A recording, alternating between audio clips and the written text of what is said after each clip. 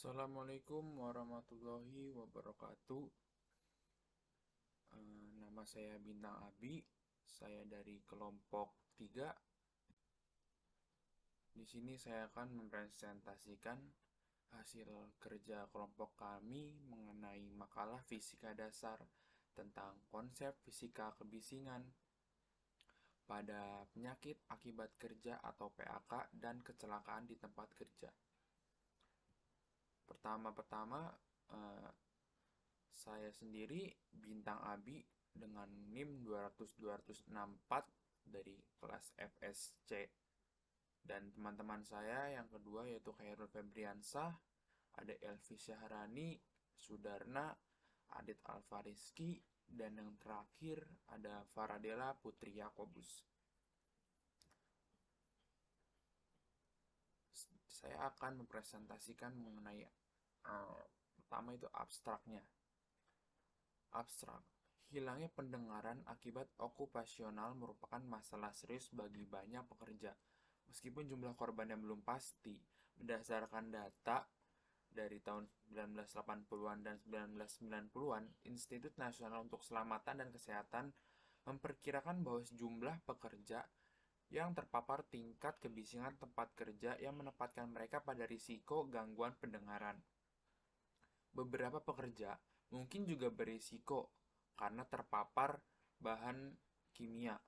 Gangguan pendengaran dapat menghalangi komunikasi, berkontribusi terhadap ancaman keselamatan di tempat kerja dan merugikan aspek-aspek lain pekerja di kehidupan. NIHL atau NIL adalah penyakit akibat kerja yang telah dikenal pada beberapa abad yang lalu di mana Bernardo Ramazzini menggambarkan suatu ketulian di Venetran Coppersmith yang timbul dari suara pukulan palu yang terus-menerus. Bahaya yang timbul dalam waktu yang lama tidak akan mengendalikan perbandingan peningkatan bahaya tersebut. Perkiraan sebelumnya mengindikasikan banyak pekerja di mana tingkat ambang kebisingan atau dB desibel yang besar kemungkinan berada dalam bahaya pendengaran, dan keadaan ini diidentifikasi sebagai salah satu dari penyakit akibat kerja.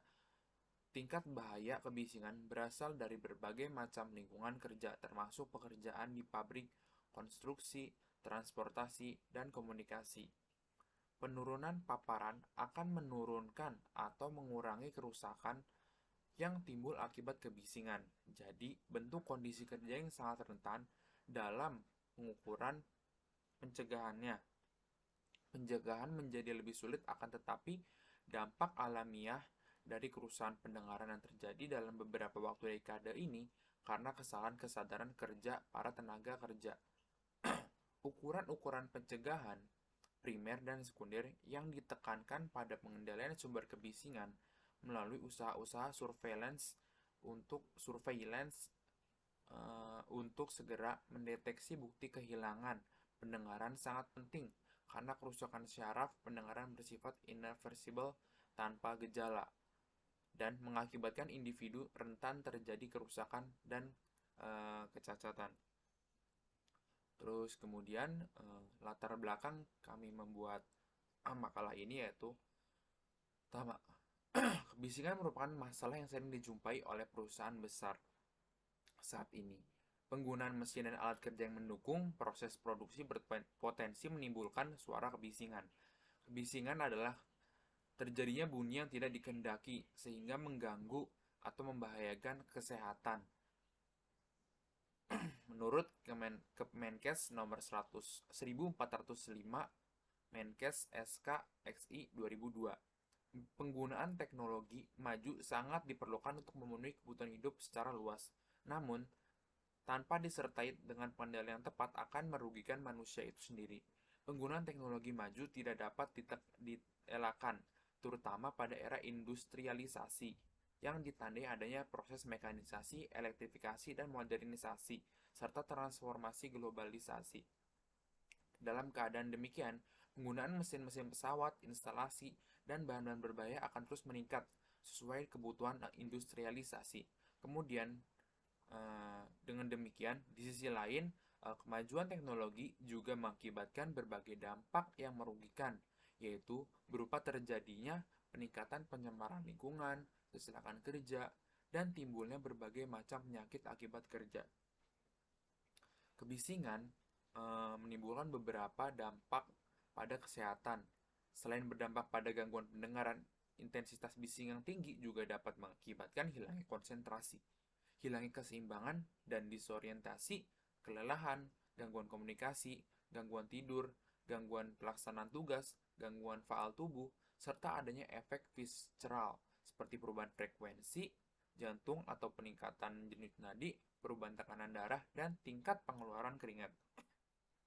Keselamatan kerja bertujuan melindungi tenaga kerja atas hak keselamatannya dan melakukan pekerjaan untuk kesejahteraan hidup dan meningkatkan produksi serta produktivitas nasional, menjamin keselamatan setiap orang lain berada di tempat kerja, sumber produksi dipelihara dan dipergunakan secara aman dan efisien. Perlindungan keselamatan karyawan mewujudkan produktivitas yang optimal. Dari latar belakang dapat diketahui bahwa pengaruh kebisingan dengan intensitas tinggi merupakan salah satu faktor lingkungan fisik yang dapat mengganggu kesehatan karyawan. Oleh karena itu, kelompok kami ingin membuat makalah dengan judul Konsep Fisika Kebisingan pada PHK dan Kecelakaan di Tempat Kerja. Selanjutnya ada tujuan umum kami. Yang pertama itu memenuhi tugas yang diberikan oleh dosen mata kuliah fisika dasar. Yang kedua memenuhi syarat untuk mengikuti ujian akhir semester. Yang ketiga melatih mahasiswa untuk melakukan kegiatan penelitian. Yang keempat menambah wawasan ilmu para mahasiswa khususnya di bidang fisika secara teori. Kemudian melatih mahasiswa membuat laporan atau makalah. Kemudian tujuan khususnya itu yang pertama ada tulisan tujuan yang ada di laporan. Kedua, mengetahui pengertian atau definisi kebisingan. Yang ketiga, mengetahui jenis-jenis kebisingan. Yang keempat, mengetahui faktor fisika bahaya di tempat kerja yang disebabkan oleh kebisingan. Yang kelima, ada mengetahui faktor yang mempengaruhi terjadinya kebisingan. Metodologi pembuatan makalah yang pertama jenis penulisan. Jenis penulisan makalah ini bersifat deskriptif analitis. Metode deskriptif analisis ini adalah metode atau cara kerja dalam suatu pemecahan masalah dengan cara mendeskripsikan, menggambarkan, menjelaskan, dan menganalisis suatu situasi atau kondisi suatu objek permasalahan dari sudut pandang penulis berdasarkan hasil telaah pustaka yang telah menunjang atau studi literatur. Terus yang kedua ada fokus penulisan. Objek permasalahan adalah mengenai kebisingan yang merupakan masalah yang sering dijumpai oleh perusahaan besar saat ini. Penggunaan mesin dan alat kerja yang mendukung proses produksi berpotensi menimbulkan suara kebisingan. Nah, kebisingan adalah terjadinya bunyi yang tidak dikehendaki sehingga mengganggu dan membahayakan kesehatan dan membahayakan keselamatan pekerja. Sumber data. Sumber data yang digunakan pada studi ini adalah sumber data sekunder. Data sekunder dapat diperoleh dari pustaka yang menunjang seperti textbook, jurnal, dokumentasi, data lembaga penelitian, maupun data instansi terkait yang relevan. Kemudian teknik pengumpulan data. Teknik pengumpulan data melalui studi literal atau studi kepustakaan. Studi kepustakaan dilakukan dengan cara mengumpulkan data berupa data sekunder yang berhubungan dengan topik dan masalah yang terkait dengan pemanfaatan limbah cangkang udang sebagai resin pengikat logam berat timbal atau PB dalam menanggulangi limbah cair industri. Analisis data. Proses menganalisis data melakukan setelah seluruh data terkumpul. Analisis data dilakukan dengan cara membaca, mempelajari, menelaah, dan membandingkan berbagai sumber pustaka serta menginterpretasikan hasil analisis sehingga dapat menjawab semua permasalahan. Tahap terakhir adalah menarik kesimpulan dan dari permasalahan yang telah terjawab. Kemudian tinjauan teori. Pengertian kebisingan sendiri menurut Tenaga Kerja dan Transmigrasi nomor per 13 Men X 10 2011 tentang nilai ambang batas faktor fisika dan faktor kimia di tempat kerja menyebutkan kebisingan adalah semua suara yang tidak dikehendaki yang bersumber dari alat-alat proses produksi atau alat-alat yang pada tingkat tertentu dapat menimbulkan gangguan pendengaran. Definisi lain adalah bunyi yang didengar sebagai rangsangan-rangsangan pada telinga oleh getaran-getaran melalui media elastis. Dan manakala bunyi tersebut tidak dikehendaki, maka dinyatakan sebagai kebisingan. Kemudian, kebisingan adalah suara yang tidak dikehendaki oleh pendengar manusia. Kebisingan adalah suara yang mempunyai multi frekuensi dan multi amplitudo dan biasanya terjadi pada frekuensi tinggi. Sifat kebisingan sendiri dari berbagai macam antara lain konstan, fluktuasi, continue, intermittent, impulsif, random, dan impact noise. Menurut Siswanto dalam Ramdan, kebisingan adalah terjadinya bunyi yang keras sehingga mengganggu dan atau membahayakan kesehatan. Kebisingan didefinisikan sebagai bunyi yang tidak dikehendaki. Bising menyebabkan berbagai gangguan terhadap tenaga kerja seperti gangguan fisiologis, psikologis, komunikasi, dan ketulian, atau ada yang menggolongkannya gangguannya berupa gangguan pendengaran.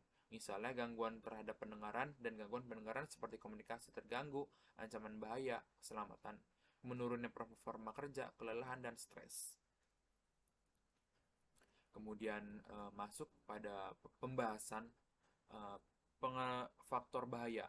Pertama, faktor bahaya.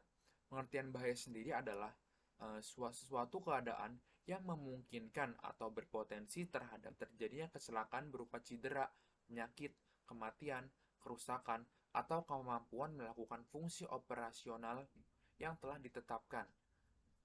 Bahaya kerja adalah setiap keadaan lingkungan kerja yang berpotensi untuk terjadinya penyakit atau gangguan kesehatan akibat kerja.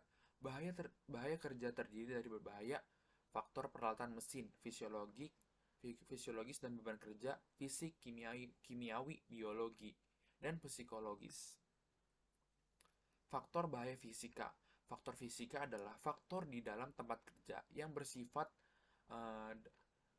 fisika yang dalam keputusan Kementerian Tenaga Kerja dan Transmigrasi Republik Indonesia tahun 2011. Kebisingan di perusahaan bersumber pada pengoperasian mesin-mesin produksi, proses produksi seperti cuci botol dan genset, serta banyak lagi. Kemudian, faktor fisika yang digunakan yaitu tentang kebisingan. Kebisingan sendiri adalah semua suara yang tidak dikehendaki yang bersumber dari alat-alat proses produksi atau alat-alat kerja yang pada tingkat tertentu dapat menimbulkan gangguan pendengaran. Kebisingan adalah bunyi atau suara yang tidak dikehendaki yang bersifat mengganggu pendengaran dan bahkan menurunkan daya dengar seseorang yang terpapar. Kemudian, sumber kebisingan dibedakan menjadi 3. Menurut Dirjen PPM dan PLDepkes dan Kesos RI 2000 dalam Subbaris dan Haryono 2008, yaitu yang pertama pada bidang industri. Industri besar termasuk di dalam pabrik, bengkel, dan sejenisnya, bising industri dapat dirasakan oleh karyawan maupun masyarakat di sekitar industri. Di industri, sumber kebisingan dapat diklasifikasikan menjadi 3 macam. Yang pertama ada mesin, kebisingan yang ditimbulkan oleh mesin. Kedua, vibrasi. Kebisingan yang timbul oleh akibat getaran yang ditimbulkan oleh gesekan, benturan, atau ketidakseimbangan gerakan bagian mesin. Terjadi pada roda gigi, roda gila, batang torsi, piston, fan, kipas, dan lain-lain. Kemudian pergerakan udara, gas, dan cairan. Kebisingan ini timbul akibat pergerakan udara, gas, dan cairan dalam kegiatan proses industri. Misalnya pada pipa penyalur cairan gas, outlet pipa, gas buang, dan lain-lain. Yang kedua, ada bising rumah tangga. Bising disebabkan oleh rumah tangga dan tidak terlalu tinggi tingkat kebisingannya. Kemudian ada bising spesifik. Bising yang disebabkan oleh kegiatan-kegiatan khusus. Misalnya, pemasangan tiang pancang tol atau bangunan. Bila sumber bunyi dilihat dari sifatnya, dapat dibagi menjadi 2, yaitu sifat kebisingan statik seperti pabrik, mesin, tap, dan lain-lainnya. Terus yang selanjutnya ada sumber kebisingan dinamis seperti mobil, pesawat terbang, kapal laut, dan lainnya. Ditinjau dari jenis media yang digunakan oleh suara, Untuk merambat dari sebuah tempat ke tempat lain dalam sebuah bangunan, suara digolongkan dalam dua golongan besar, yaitu struktur sound noise jika media rambatnya adalah bagian struktural dari bangunan, misalnya lantai dan bangunan. Yang kedua ada airborne sound jika media rambatannya adalah udara. Kemudian jenis-jenis kebisingan. Umumnya kebisingan itu dibagi menjadi 4 menurut Halinda 2002. Yang pertama ada bising kontinu, yaitu bising di mana bunyi tidak dikehendaki dengan kualitas dan intensitas yang praktis tetap setiap saat. Umumnya memiliki beda intensitas kurang dari 3 desibel, misalnya generator listrik, mesin cetak, mesin tenun, dan lain. Bising fluktuasi, yaitu bising kontinu beda intensitas lebih dari 3 desibel. Yang ketiga ada bising intermittent, yaitu bising di mana tempat periode dengan intensitas bising jatuh selama 1 detik atau lebih dalam periode bising tertentu. Misal, bising yang disebabkan oleh chainsaw Sam memotong kayu logging. Yang keempat ada bising impulsif, yaitu bising dengan intensitas yang tiba-tiba berubah menjadi lebih dari 40 desibel. Waktu terjadinya sangat cepat, sekitar 0,5 detik, misalkan ledakan senjata api. Kemudian mengenai nilai ambang batas. Nilai ambang batas kebisingan merupakan nilai yang mengatur tentang tekanan rata-rata atau level kebisingan berdasarkan durasi kajanan bising yang mewakili kondisi di mana hampir semua pekerja terpajan bising berulang-ulang tanpa menimbulkan gangguan pendengaran dan memahami pembicaraan normal. Menurut Peraturan Menteri Kesehatan Republik Indonesia Nomor 70 Tahun 2016 tentang standar dan persyaratan kesehatan lingkungan kerja industri. Adapun nilai ambang batas kebisingan seperti pada tabel yang ada di makalah kami ini. Pada satuan jam sendiri, pada durasi kebisingan per hari itu dalam 2 jam itu level kebisingannya 3 desibel A. Kemudian durasi pajan kebisingan per hari 24 jam itu level kebisingan 80. Kemudian pada 16 jam itu 82, 8 jam itu 85 desibel. Kemudian yang 4 jam 88 desibel. Yang kedua 2 jam itu 91 desibel dan 1 jam itu 94 desibel. Dan dalam satuan menit yaitu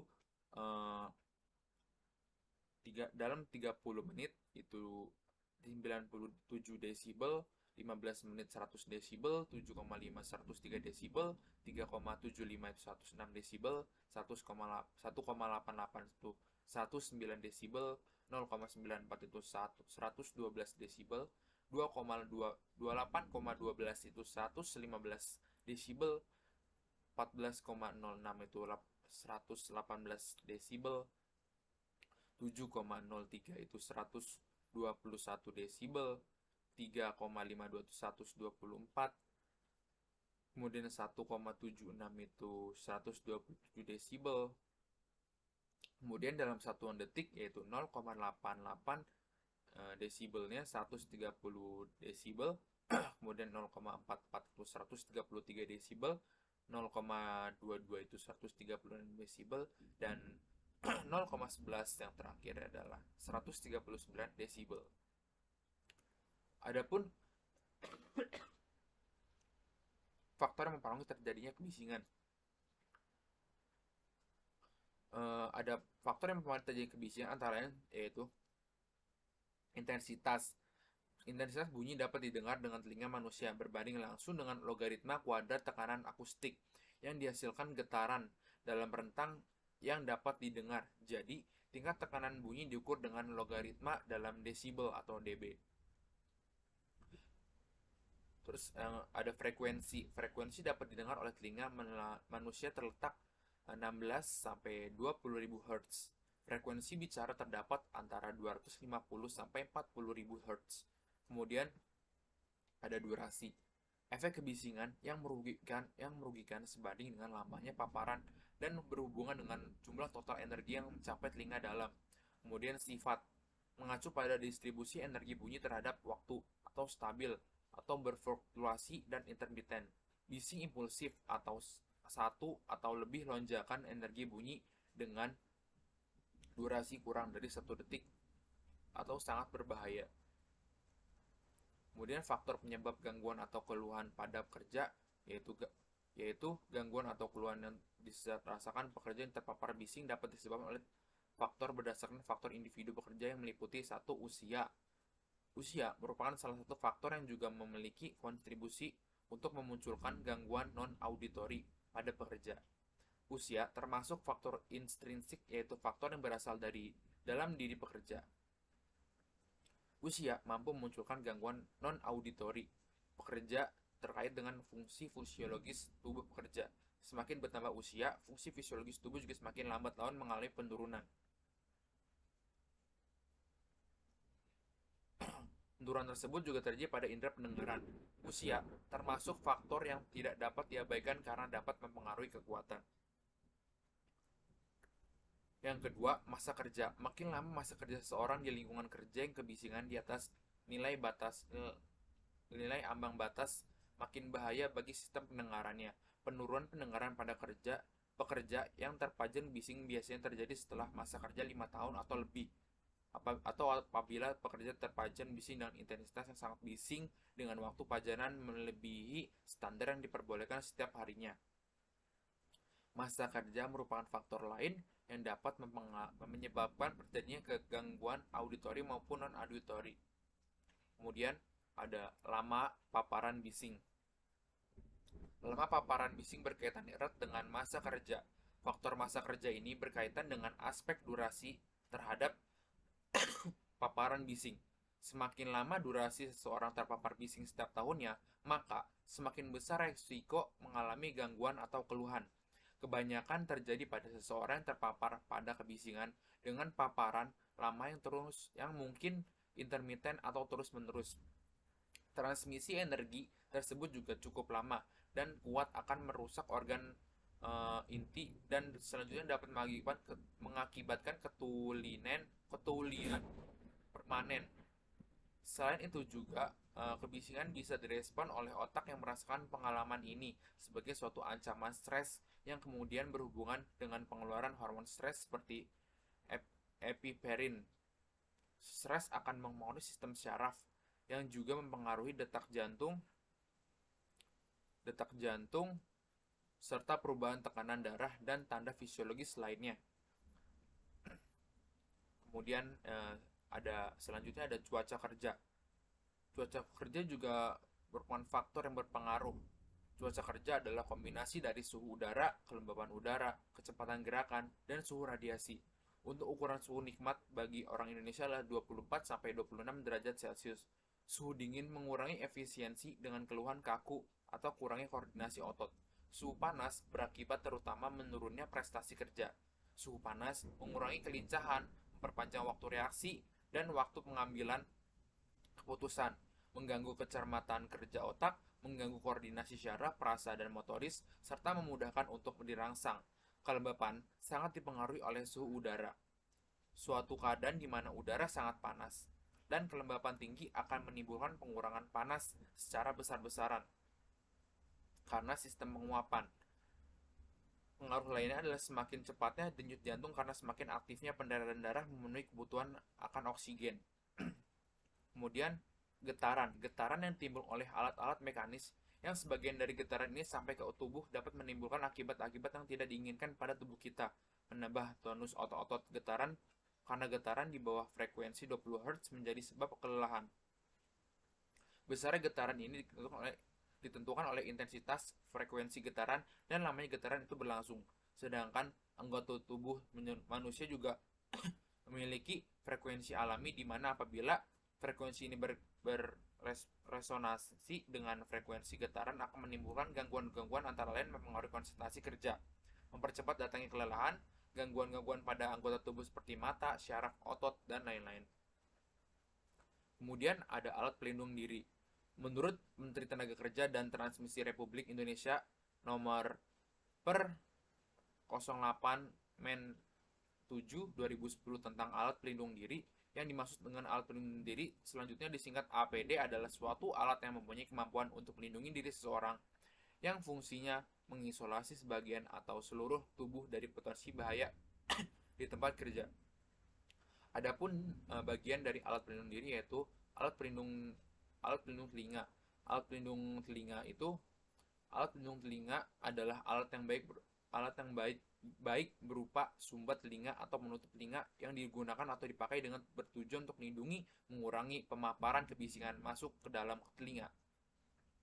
Kemudian penggunaan APT atau alat pelindung telinga merupakan kewajiban bila pekerja terpapar oleh bising dengan intensitas 86 desibel selama 8 jam kerja atau 40 jam per minggu. Secara teknis, cara kerja APT adalah menghambat atau mengurangi intensitas gelombang suara yang masuk ke dalam pendengaran manusia. Rednaningsih 2016. Penggunaan APT harus memenuhi kriteria sebagai berikut. Yang pertama, dapat mencegah gangguan pendengaran. 2. Dapat menurunkan tingkat paparan.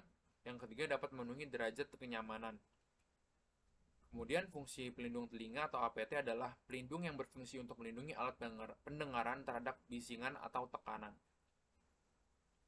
Kemudian kesimpulan yang dapat diambil ada telinga merupakan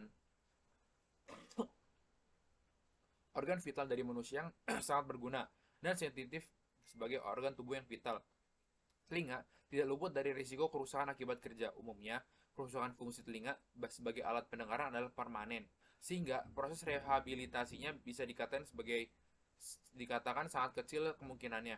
Oleh karena itu, perlindungan terhadap organ yang satu ini sangat diperlukan untuk mencegah rusaknya fungsi pendengaran akibat lingkungan kerja, kebisingan yang melebihi ambang pendengaran dan berlangsung dalam waktu cukup lama, serta berulang-ulang dapat menyebabkan gangguan pendengaran yang menetap. Gangguan pendengaran yang terjadi akibat terpapar bising dikenal dengan pendengaran akibat bising. Dengan tingkat kebisingan yang tinggi, jika seseorang berada di lingkungan tersebut terlalu lama dan berulang-ulang, maka resiko kerusakan fungsi pendengaran akan bertambah. Untuk itu, sebagai pekerja di lingkungan kerja seperti itu harus memiliki kesadaran yang tinggi untuk melindungi telinga mereka.